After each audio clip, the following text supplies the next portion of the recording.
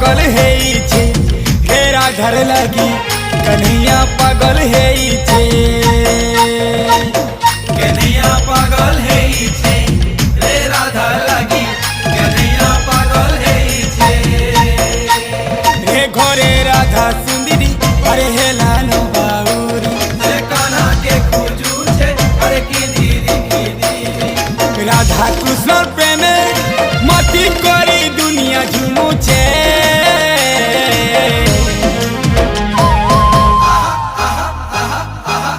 कन्हैया पागल हेइछे हे राधार लागी कन्हैया पागल हेइछे।